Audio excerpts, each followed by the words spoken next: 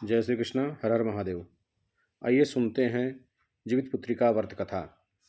एक बार नैमिषारण्य के निवासी ऋषियों ने संसार के कल्याणार्थ सूत जी से पूछा, हे सूत, कराल कलिकाल में लोगों के बालक किस तरह दीर्घायु होंगे से कहिए। सूत जी बोले, जब द्वापर का अंत और कलयुग का आरंभ था, उसी समय बहुत सी शोकाकुल स्त्रियां ने आपस में सलाह की कि क्या इस कली में माता के जीवित रहते पुत्र मर जाएंगे। जब वे आपस में कुछ निर्णय नहीं कर सकी, तब गौतम जी के पास पूछने के लिए गई। जब उनके पास पहुंची तो उस समय गौतम जी आनंद के साथ बैठे थे। उनके सामने जाकर उन्होंने मस्तक झुकाकर प्रणाम किया। तदंतर स्त्रियों ने पूछा, हे प्रभो, इस कलयुग में लोगों के पुत्र किस तरह जीवित रहेंगे, इसके लिए कौन सा व्रत और तप हम करें, सो बताइए। इस तरह उनकी बात सुनकर गौतम जी बोले, आपस में वही बात कहूँगा, सुनो। गौतम जी ने कहा, जब महाभारत युद्ध का अंत हो गया और द्रोणपुत्र अश्वत्थामा के द्वारा अपने बेटों को मरा देखकर सब पांडव बड़े दुखी हुए, तो पुत्र के शोक से व्याकुल होकर द्रौपदी अपनी सखियों के साथ ब्राह्मण श्रेष्ठ धौम्य के पास गईं और उन्हें धौम्य से पूछा, हे विपेंद्र, कौन सा उपाय करने से बच्चे दीर्घायु हो सकते हैं, कृपा करके ठीक ठीक कहिए। धौम्य बोले, सतयुग में सत्य वचन बोलने वाला, सत्याचरण करने वाला समदर्शी जिमुतवाहन एक राजा था। एक बार वह अपनी स्त्री के साथ अपनी ससुराल गया और वहीं रहने लगा। एक दिन आधी रात के समय पुत्र के शोक से व्याकुल कोई स्त्री रोने लगी, क्योंकि वह अपने बेटे के दर्शन से निराश हो चुकी थी। उसका पुत्र मर चुका था। वह रोती हुई कहती थी, हाय, मुझ बूढ़ी माता के सामने मेरा बेटा मरा जा रहा है। उसका रुदन सुनकर राजा जिमुतवाहन का तो मानो हृदय विदीर्ण हो गया। वह तत्काल उस स्त्री के पास गए और उनसे पूछें, तुम्हारा बेटा कैसे मरा। बुढ़ी ने कहा, गरुड़ प्रतिदिन आकर गांव के लड़कों को खा जाता है। इस पर दयालु राजा ने कहा, माता, अब तुम रो मत, आनंद से बैठो, मैं तुम्हारे बच्चे को बचाने का यत्न करता हूँ। ऐसा कहकर राजा उस स्थान पर गया जहाँ गरुड़ आकर प्रतिदिन मांस खाया करता था। उसी समय गरुड़ भी उस पर टूट पड़े और राजा के शरीर का मांस खाने लगे। जब अतिशय तेजस्वी गरुड़ ने राजा का बायां अंग खा लिया, तो झटपट राजा ने अपना दाहिना अंग फेंक कर गरुड़ के सामने कर दिया। यह देखकर गरुड़ जी ने कहा, देवयोनियों में तुम कौन हो? तुम मनुष्य तो नहीं जान पाते। अच्छा, अपना जन्म और कुल बताओ। पीड़ा से व्याकुल मन वाले राजा ने कहा, हे पक्षीराज, इस तरह से प्रश्न करना व्यर्थ है। तुम अपनी इच्छा भर मेरा मांस खाओ। यह सुनकर गरुड़ रुक गए और बड़े आदर से राजा के जन्म और कुल के बाद पूछने लगे। राजा ने कहा, मेरी माता का नाम सव्या है, मेरे पिता का नाम शालिवाहन है, सूर्यवंश में मेरा जन्म हुआ है और जिमुतवाहन मेरा नाम है। राजा की दयालुता देखकर गरुड़ ने कहा, हे महाभाग, तुम्हारे मन में जो अभिलाषा हो वह वर मांगो। राजा ने कहा, मेरे हे पक्षीराज, यदि आप मुझे वर दे रहे हैं तो वर दीजिए कि आपने अब तक जिन प्राणियों को खाया है वे सब जीवित हो जाएं। हे स्वामिन, अब से आप यहाँ बालकों को ना खाएं। कोई ऐसा उपाय करें कि जहाँ जो उत्पन्न हो वह लोग बहुत दिनों तक जीवित रहें। ऐसा कहकर धौम्य ने कहा कि पक्षीराज गरुड़ राजा को वरदान देकर स्वयं अमृत के लिए नागलोक चले गए। वहां से अमृत लाकर उन्होंने उन मरे मनुष्यों के हड्डियों पर बरसाया।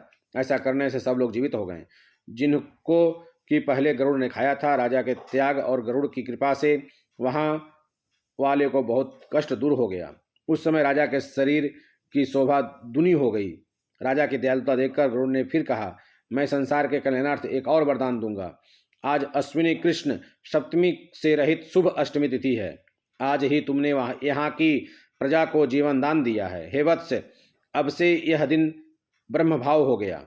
जो मूर्ति भेद से विविध नामों के विख्यात है, वही त्रैलोक्य से पूजित दुर्गा अमृत प्राप्त करने के अर्थ में जीवित पुत्रिका कहलाई है।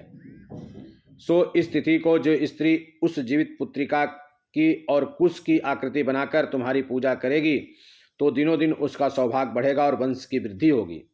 हे महाभाग, इस विषय में विचार करने की आवश्यकता नहीं है। हे राजन, सप्तमी से रहित और उदय तिथि की अष्टमी को व्रत करें, यानी सप्तमी विध अष्टमी जिस दिन हो उस दिन ही व्रत न कर शुद्ध अष्टमी को व्रत करें और नवमी में पारण करें। यदि इस पर ध्यान न दिया गया तो फल नष्ट हो जाएगा और सौभाग्य तो अवश्य नष्ट हो जाएगा। जीवित वाहन को इस तरह का वरदान देकर गरुड़ वैकुंठ धाम को चले गए और राजा भी अपनी पत्नी के साथ अपने नगर को वापस चले आए। धौम्य द्रौपदी से कहते हैं, हे देवी, मैंने यह अतिशय दुर्लभ व्रत तुमको बताया है।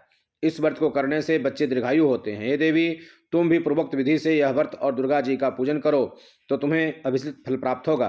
मुनिराज धौम्य की बात सुनकर द्रौपदी के हृदय में एक प्रकार का कौतूहल उत्पन्न हुआ और पूर्ववासिनी स्त्रियों को बुलाकर उनके साथ यह उत्तम व्रत की। गौतम ने कहा, यह व्रत और इसके प्रभाव को किसी एक चिल्ही ने सुन लिया और अपने सखी सियारिन को बताया। इसके बाद पीपल वृक्ष की शाखा पर बैठकर उस चिल्ही ने उस वृक्ष के खोते में बैठे सियारिनी को यह व्रत बताए और फिर वह चिल्ही उस किसी उत्तम ब्राह्मण के मुख से यह कथा सुनाई। पीपल के खोते में बैठी हुई अपनी सखी को सुनाया। सियारिन ने आधी कथा सुनी थी, उसे भूख लग गई और उसी समय शौक से भरे हुए श्मशान में पहुंची। वहां अपने इच्छा भर मांस का भोजन किया। चिल्ही बिना कुछ खाए पिए रह गई और सवेरा हो गया। सवेरे वह गौशाले में गई और गाय का दूध पिया। इस तरह नवमी को उसने पारण किया। कुछ दिनों बाद वे दोनों मर गई और अयोध्या में किसी व्यापारी के घर जन्म हुई। संजोग से दोनों का जन्म एक ही घर में हुआ, जिसमें सियारिन ज्येष्ठ और चिल्ही छोटी हुई। वे दोनों सभी लक्षणों से युक्त थी, इसलिए बड़ी लड़की काशीराज और छोटी लड़की मंत्री के साथ गृहपत्य अग्नि के सामने विधिपूर्वक ब्याही गई। पूर्व जन्म के कर्म फल से वह मृगनयनी रानी हुई। जिस किसी भी संतान को उत्पन्न करती वह मर जाती और पूर्व जन्म के बातों का स्मरण करने वाली मंत्री की पत्नी ने अष्टवसुओं के सदृश तेजस्वी 8 बेटियों को उत्पन्न किया और वे सभी जीवित रह गए। अपनी बहन के पुत्रों को जीवित देखकर ईर्ष्यावश राजपत्नी ने अपने स्वामी से कहा, यदि तुम मुझे जीवित रखना चाहते हो तो इस मंत्री के भी पुत्रों को उसी जगह भेज दो जहाँ मेरे बेटे गए हैं, अर्थात इन्हें मार डालो। यह सुनकर राजा ने उन मंत्री के पुत्रों को मारने के लिए कई प्रकार का उद्योग किया। मंत्री पत्नी ने जीवित पुत्र का पुण्य फल से बचा लिया। एक दिन राजा ने अपने आदमियों से उन पुत्रों को सिर काटकर पिटारी में रखवाया और वह पिटारी उनकी माता मंत्री पत्नी के पास भेज दिया, किंतु वे 8 सिर बेशकीमती जवाहरात हो गए और भले चंगे वे 8 बालक अपनी माता के वापस चले गए। उनको जीवित देखकर राजपत्नी को बड़ा विस्मय हुआ। अंत में वह मंत्री के पत्नी के पास आई और उसने पूछा, हे बहन, तुमने कौन सा ऐसा पुण्य किया है जिसको बार बार तेरे सारे पुत्रों को मारने के बाद वे जीवित हो जाते हैं? इस प्रकार मंत्री ने कहा, पूर्व जन्म में मैं चिल्ही थी और तुम सियारिनी, दोनों ने व्रत किया। तुमने व्रत के नियमों को भली भांति पालन नहीं किया था और मैंने किया था। इसी दोष से हे बहन, तुम्हारे बेटे जीवित नहीं होते।